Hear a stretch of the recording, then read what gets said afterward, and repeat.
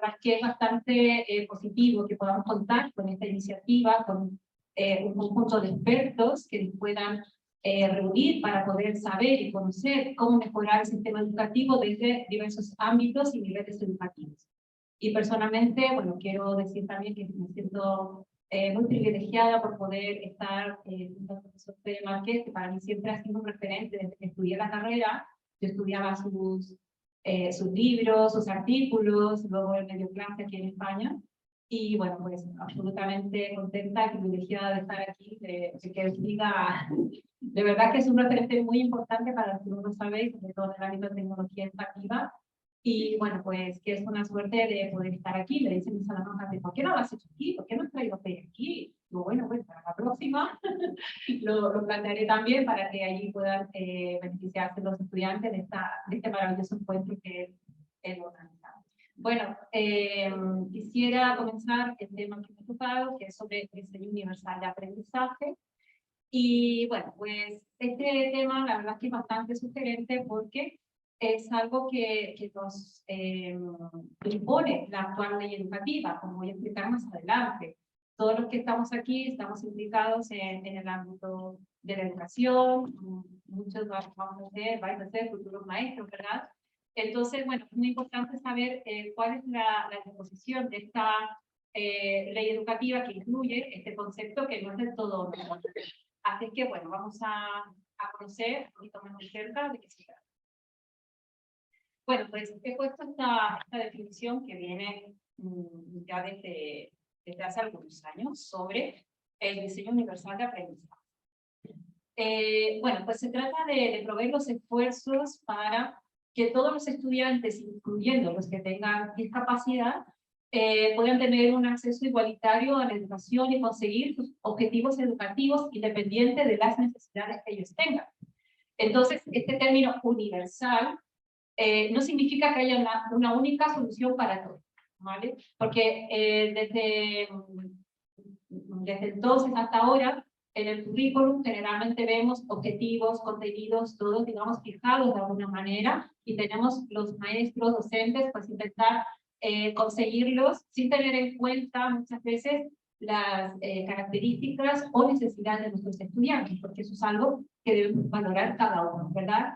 Entonces, bueno, la idea de este principio es dejar de medir a todos con la misma vara, porque todos somos distintos, todos tenemos distintas formas de aprender, independiente de las capacidades o discapacidades, cada uno es como es y aprende de distinta manera, ¿vale? Entonces, eso es finalmente el sentido que tiene el diseño universal. Bueno, este DUA tiene 3 principios que voy a mencionar y explicar con más detalle. Primero, proporcionar múltiples formas de representación, es decir, el que aprende. ¿Qué significa esto? Tenemos objetivos curriculares, tenemos contenidos, actividades, todos ya conocemos los elementos del currículum, pero ¿qué pasa con el que aprende? ¿Conocemos a nuestros alumnos? ¿Cuáles son sus necesidades? ¿De qué manera podemos llegar a ellos? Os voy a contar algunas anécdotas personales. Yo he dado clase en esta escuela durante 12 años y en varias oportunidades se me ha comunicado que dentro de los estudiantes de primer año de grado maestro he tenido alumnos con discapacidad, con parálisis cerebral, por ejemplo. Entonces digo, madre mía, lo primero para mí es, vaya, ¿yo cómo abordo esto? Yo no he estudiado educación especial, no es mi formación inicial, seguramente tampoco la vuestra. Entonces, bueno, pues allí en la Universidad de Salamanca está haciendo un esfuerzo bastante importante por informar a los profesores sobre las características que tienen los estudiantes y proporcionar el apoyo para que podamos atenderles de una manera adecuada, ¿vale? Estamos hablando, recuerdo este chico que estaba en silla de ruedas, tenía muchos problemas para hablar, para moverse, pero cuando yo preguntaba en clase, ¿sabes quién era el primero que levantaba la mano? Él se sentaba en primera fila, ¿no? Y cada vez que yo hablaba y preguntaba, levantaba la mano. Y él como podía, se expresaba con la ayuda de los demás, y eso para mí ha sido, y para sus compañeros, una tremenda lección. Digo, vosotros que no tenéis discapacidad, y estáis escuchando bien, que podéis hablar bien, y nadie dice ni pregunta nada, ¿no? Entonces, bueno, pues eso es un reto desde ya que tenemos que tener todos en cuenta porque todos podemos tener este tipo de retos en clase y es nuestro deber ayudarles a conseguir sus objetivos educativos. El segundo principio es proporcionar múltiples formas de acción y expresión, el cómo de la vida. Pues aquí, por ejemplo, en este caso en concreto, el Servicio de Asuntos Sociales de la Universidad nos informa de estos alumnos y también nos recomienda pues, cómo poder hacer para atender a sus necesidades.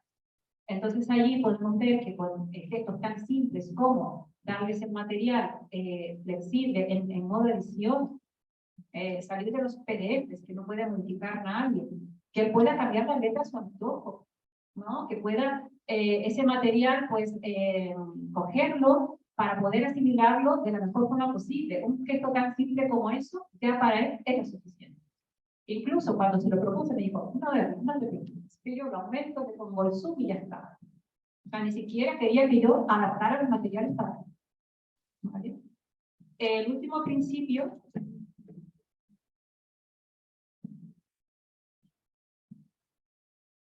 es el de proporcionar múltiples formas de implicación, el porqué del aprendizaje. ¿Qué entendemos por múltiples formas de implicación? ¿No? Tenemos materiales, tenemos recursos que siempre están a nuestro alcance, pero ¿cuál será el más adecuado para atender a nuestros estudiantes? Pues eso es algo que tenemos que valorar porque si conocemos de primera mano todas las posibilidades que están a nuestro alcance para ofrecer a nuestros estudiantes esa variedad de recursos y materiales, vamos a conseguir a que esas múltiples formas lleguen a mejorar su forma de aprender. Bueno, para hacernos una idea más clara de cómo aplicar estos principios, he puesto algunos ejemplos. Ya hay guías que nos dicen cómo poder aplicar estos principios en las aulas. Yo he cogido solo algunos de los muchos ejemplos que existen, ¿vale? Entonces, con respecto al principio sobre proporcionar múltiples formas de representación del que aprende, pues, ¿cómo podemos implementarlo? Por ejemplo, el tamaño de texto, imágenes, gráficos, tablas o cualquier otro contenido visual, el contraste del fondo, que se vea bien la imagen, que está aquí bien el texto, el color, dar énfasis a la información más importante, el volumen o velocidad del habla y del sonido, si utilizamos vídeos. También es algo que debemos valorar. Hay muchos vídeos que si subimos a internet, por ejemplo, incluso materiales hechos por nosotros, podemos marcar la opción de que aparezca subtitulado. Sí que nosotros tengamos que subtitular nada, es automático. Y de esta manera, pues el alumno puede escuchar y ver lo que hay en el vídeo. La velocidad de sincronización del vídeo, las animaciones, su disposición visual, la fuente de letras. El principio 2, sobre proporcionar múltiples formas de acción y expresión. ¿Cómo? El cómo del aprendizaje. Una pregunta, ¿vosotros sabéis cómo aprendéis? ¿Habéis hecho alguna vez un test de estilos de aprendizaje, por ejemplo? ¿Sabéis que existen? ¿No? Bueno, pues os animo a conocerlos porque están allí. De hecho, hay un test que se llama SAEA, de Juan y Alonso, que está en internet, donde nos marca algunas preguntas y una vez que las seleccionamos nos indica cuál es nuestro estilo de aprendizaje al día de hoy. Si somos más pragmáticos, si somos más activos, o aprendemos más leyendo, ¿no? Entonces, bueno, pues eso ya es algo que nos indica que hay diferencias entre unos y otros. Entonces, ¿cómo podemos implementar el cómo aprender? Pues componer múltiples medios. Hoy en día las tecnologías nos dan muchas opciones, ¿no? Aparte del PowerPoint clásico, pues podemos grabar podcasts, por ejemplo, audios que los alumnos puedan ir escuchando cuando van a su casa, en el autobús, ¿vale? Pues música, movimiento, es decir, hay muchas opciones que nos permite la tecnología para hacernos una representación mental más adecuada de lo que queremos hacer. Otra cosa muy importante, todos sabemos el principio de aprender haciendo, que mientras más opciones damos de manipular, de tocar, pues más posibilidades tenemos de aprender. Entonces, para ello tenemos muchos modelos físicos manipulables, como bloques, modelos 3D, y también, ¿por qué no?, los medios sociales y herramientas web interactivos, ¿no? Aquí en la universidad y en muchas otras utilizamos la plataforma Studio, que está basada en Moodle, que es una plataforma de gestión del aprendizaje.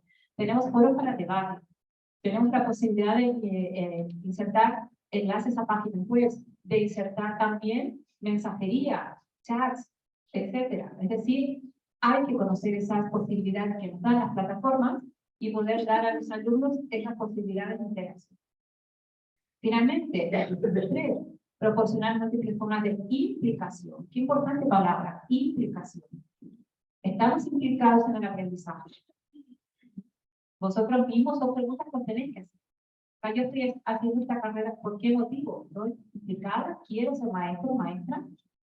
Pues para ello tenemos que trabajar e insistir en los objetivos educativos que queremos enseñar a nuestros alumnos, que entiendan el por qué es importante aprender esto, que sean claros. También a nivel institucional, que las escuelas puedan crear programas para tener las buenas conductas con objetivos y recursos diferenciados para los diversos estudiantes que podamos tener. Proporcionar indicaciones que orienten a los estudiantes sobre cuándo y cómo pedir ayuda a otros compañeros y profesores. También es una cuestión relevante. Aquí, por ejemplo, tenemos un sistema de mentores para los alumnos de nuevo ingreso, ¿no? Vosotros, muchos, ya habéis pasado por esto. Estoy en la universidad, el primer curso. ¿Dónde están los servicios que se ofrecen? ¿Esto cómo funciona? Tenemos muchas preguntas, evidentemente, que resolver. Y pues hay planes como el programa Mentores, donde otros estudiantes que están en otros cursos superiores ayudan a los estudiantes de primer año pues, a resolver estas dudas, ¿no? Bien, vamos entonces a analizar brevemente qué nos dice la LOMLOE con respecto al diseño universal de aprendizaje. Bueno, yo he destacado tres partes de esta ley donde se indica claramente que debemos trabajar este diseño. Primero, en el preámbulo se indica que entre todos los principios de derecho de la infancia, ¿no?, los derechos del niño, la inclusión educativa y la aplicación de los principios del diseño universal del aprendizaje, es decir, la necesidad de proporcionar al alumnado múltiples medios de representación, de acción y expresión, y de formas de explicación en la información que se le presenta. ¿Cuántos de vosotros estáis estudiando educación infantil? Levanten la mano. Pues bastante, la mayoría, ¿no? Entonces, bueno, tomar notas, sobre todo los alumnos, pues les voy a preguntar hoy. Bueno, ¿de qué manera esta ley, ¿no?, debo trabajar, ¿no?, desde los derechos del niño, desde la educación infantil? ¿Qué pasa con la educación básica? ¿No? ¿Tenemos profesores de educación primaria aquí, o más futuros maestros de educación primaria? Bueno, son menos, pero sí los tenemos. Vale, pues la ley dice que cuando la diversidad lo requiera, que eso siempre está allí, se adoptarán medidas organizativas, metodológicas y curriculares pertinentes según lo dispuesto de la ley, conforme a los principios del TUA, garantizando en todo caso los derechos de la infancia y facilitando los apoyos que la alumno requiere. Finalmente también tenemos un apartado que se refiere al bachillerato. El bachillerato se indica que esas posibilidades educativas van a fomentar esa inclusión y equidad en la educación. Tenemos que dar igualdad de oportunidades para evitar la discriminación de alumnos que tengan necesidades especiales. Por tanto, ¿qué es lo que debemos hacer? Pues trabajar medidas flexibles para dar ese acceso universal y que todos puedan conseguir una igualdad de oportunidades. ¿Vale? Bueno, ¿cuál es el propósito del currículum de TUA? Bueno, no se trata simplemente de dominar un campo de conocimiento, sino que de convertir a todos nuestros estudiantes en alumnos o aprendices expertos. Todos vosotros tenéis que ser aprendices expertos, ¿vale? Eso tenemos que tenerlo concienciado desde ya. ¿Qué entendemos por aprendiz experto? Pues un alumno con recursos y conocimientos, ¿sí? Estos alumnos pues tienen que tener el conocimiento previo para identificar la información necesaria, organizarla, priorizarla, asimilarla, para poder relacionarla con la teoría. Todos sabemos que aprendemos asimilando y acomodando los nuevos conocimientos a los conocimientos previos. Son principios educativos de toda la vida. ¿Qué es lo nuevo, ¿no?, que tenemos que seguir para que sea universal? Pues sabiendo este principio, ¿no?, tenemos que tener las herramientas o las tareas específicas que nuestros estudiantes deben seguir para poder asimilar ese nuevo conocimiento e integrarlo a lo que ya sabemos. ¿Cómo? Pues dando, por ejemplo, enseñando cómo obtener información relevante. En la web tenemos muchísima información. Yo a mis alumnos en primer año, sobre todo la asignatura de TIC, les digo, vamos a hacer un trabajo sobre sociedad de la información. ¿Qué vamos a utilizar? Google. ¿Y qué más? Google. ¿No hay nada más? No, Google. Ah, vale, pues vamos a hacer Google. Ponemos ahí, sociedad de la información. Nos aparecen 18 millones de resultados. Vale, pues nos leemos los 18 millones de resultados y me hacéis el trabajo. ¿Pero cómo? No, es que es mucho. ¿Qué hacemos? ¿Vale? Entonces les hago pensar. Toda esa información que está allí es bastante. Podemos decir que pues hay mucha información. ¿Cómo saber cuál es relevante? Pues saber cómo filtrarla, por ejemplo, cómo poner búsquedas desde, por ejemplo, desde el año 2018 en adelante, que nos quite la información antigua. Poder utilizar fuentes como Google Académico, que muchos desconocen también, ¿vale? Pues donde tenemos información que ha sido validada por expertos. Podemos crear nuestra propia biblioteca personalizada con la cuenta de Google y tener esos artículos de interés guardados y organizados en nuestra estantería, tanto con Google Académico, Google Libros, utilizar gestores de referencias, etc. ¿Vale? Es decir, que todas esas formas de humanizar debemos tenerlas en cuenta y no solo en una asignatura como la TIC en educación que lleva por tantos años. Eso, claro, partimos de allí, pero tiene que ser una práctica habitual para que sean los aprendizajes expertos. También para ser aprendices expertos tenemos que ser estratégicos, dirigidos a objetivos. Eso quiere decir que todo ese conocimiento adquirido debemos de utilizarlo y saber elegir cuál es el mejor, el más adecuado para conseguir mis objetivos. Para ser aprendices expertos debemos ser decididos y motivados. ¿Estáis decididos y motivados en vuestra carrera? Sí, lo podéis decir con seguridad. Quiero un sí que se escuche muy claramente. ¿Sí o no? Sí. Vale. ¿Cómo sabes que estáis decididos y motivados? Ay, ay, ay, Las reflexiones fueron, un aprendiz motivado pues está ansioso por aprender cosas nuevas. Un aprendiz que va a clase, que toma nota, que está aquí, que viene, porque sabe que esto le va a aportar información, que le va a aportar conocimiento nuevo. ¿Vale? Es una persona que puede controlar y regular las reacciones emocionales que pueden impedir o distraer un aprendizaje exitoso. Distracciones siempre hay muchas, ¿vale? Pues somos jóvenes, tenemos muchas formas de divertirnos. De hecho, cuando llegué a Salamanca, pues para mí fue un poco mucha distracción, porque era muy entretenido para los estudiantes, ¿verdad? En ese tiempo estaba el cibercafé, que llegué a España en 2001. Si quería hacer mis deberes, tenía que ir a un cibercafé. Seguramente vosotros, las nuevas generaciones, ya no sabéis ni lo que es eso. Y los cibercafés estaban cruzando la Gran Vía.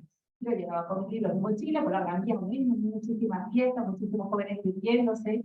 La distracción está allí, pues en todas partes, ¿no? Entonces tenemos que tener la decisión de, tenemos que hacer nuestras tareas, nuestros objetivos, pues reducirlas, eliminarlas, y luego, pues habrá tiempo para nosotros, ¿verdad? Bien, para poder diseñar nuestros contenidos, nuestras tareas que vamos a trabajar con los niños, hay ciertas pautas. Yo he puesto aquí la pauta que nos indica el diseño universal, que ha sido creada en Estados Unidos por la institución CAS. Y bueno, pues aquí nos da algunas orientaciones para cómo conseguir, tenemos aquí, aprendices, expertos y decididos, motivados. ¿Vale? Pues eso suena muy bien. ¿Cómo debemos hacer para conseguir que nuestros alumnos sean así? Captar su interés, en primer lugar. ¿Por qué estás aquí? ¿Por qué esto que estamos viendo en clase va a ser de vuestro interés? ¿Por qué os va a ayudar a vuestra formación de maestros? Optimizar la autonomía, la relevancia, el valor de lo que estamos aprendiendo. También mantener el esfuerzo y la persistencia, ¿no? Sobre las metas y objetivos. Promover la colaboración. Ya sabemos todos de sobra que el aprendizaje se aprende de manera individual, pero también grupal. Necesitamos de otros, como dice Vygotsky, ese andamiaje, ya sea el profesor o otros compañeros que nos aporten y nos ayuden a conseguir ese nuevo conocimiento. ¿Vale?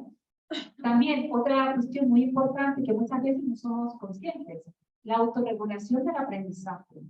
Por eso preguntaba si sabemos cómo aprendemos, porque eso es fundamental para saber de qué manera comprendemos mejor, haciendo esquemas, resúmenes, o viendo ejemplos, vídeos, etc. ¿Vale? De esa manera podemos cada uno contribuir a alcanzar nuestros objetivos y ser más decididos y expertos. Para ser ingeniosos y conocedores, pues eso depende de las formas de la presentación que hagamos de la información. Por tanto, debemos personalizar la visualización de la información. Debemos también proporcionar opciones de lenguajes y símbolos para que los estudiantes puedan aprender con diversas fuentes como textos, vídeos, animaciones, etc. Y proporcionar opciones para la comprensión. Pues esto es fundamental. No podemos quedarnos con lo que hemos enseñado, que los alumnos han aprendido y han perdido. ¿Cómo podemos verificar eso? Pues una evaluación continua, ¿no? Ya sea preguntas en clase, trabajos en equipo, podemos ir comprobando cómo va ese estado de avance de aprendizaje. Y finalmente, los aprendices estratégicos y dirigidos a la meta, pues requieren de una acción física que valore los métodos de respuesta, optimizar el acceso a esas herramientas, que los estudiantes vean que están allí, que es fácil manipularlos, ¿vale? Que tengan diversas formas de expresar lo que saben. No vamos a decir siempre, vale, pues todo es PowerPoint. Ah, pues PowerPoint ya lo sé, vamos a Prezi, vamos a buscar Canva y otras herramientas muy visuales, muy llamativas que podemos utilizar, ¿vale? Entonces, dar la opción de elegir. Bueno, por tanto, para resumir, los componentes del currículum día vienen siendo 4. Objetivos, materiales, métodos y evaluación. Me vais a decir, ¿y esto? Esto es de toda la vida, ¿no? Así hemos aprendido. Con objetivos, materiales, recursos. ¿Dónde está la diferencia? ¿Qué es lo que aporta el DUA? Que esos objetivos están definidos para que los alumnos reconozcan y diferencien los medios para conocer.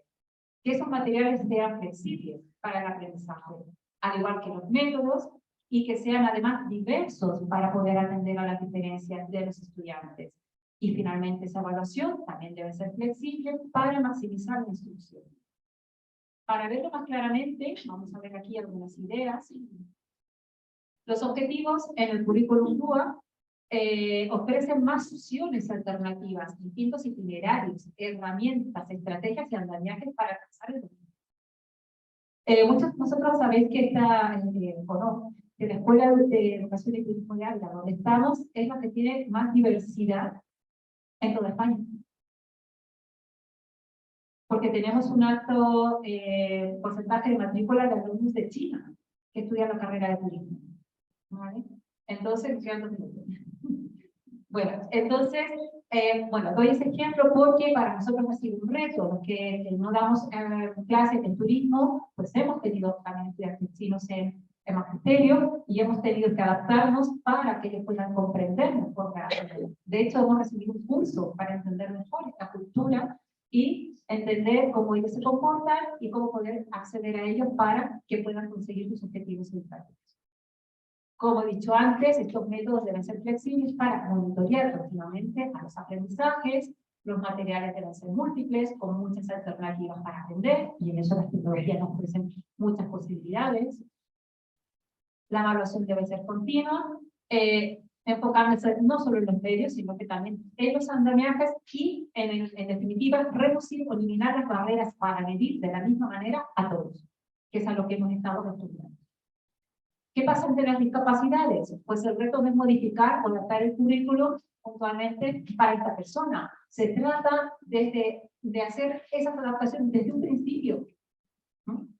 Desde el momento de concebir esos objetivos y contenidos de trabajar en la aula, tener ya material diverso, independiente de los estudiantes que yo pueda tener. Finalmente, quiero compartir esta rueda de diseño universal para el aprendizaje que nos orienta con varias herramientas para saber qué enseñar, por ejemplo, para que los alumnos puedan representar mejor la información, ¿no? Hay aplicaciones informáticas que nos ayudan a comprender, que nos ayudan a percibir la información.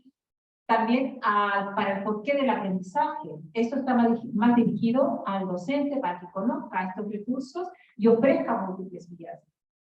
Sobre cómo aprender, tenemos también herramientas como las que nos permiten expresar y actuar. Queremos que los estudiantes sean activos, participativos, lo sabemos todos. ¿Cómo? Pues démosles las herramientas que les den esa posibilidad, que les obliguen a ser actores principales en su aprendizaje. Bueno, pues eso sería toda mi presentación. Estoy Laura Juzgado. Muchas gracias por escuchar.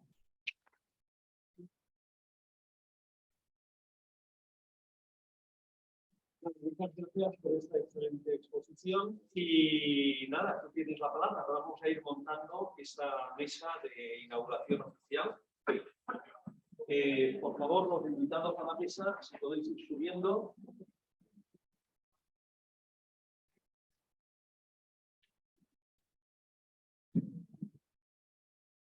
Tengo 7 sillas.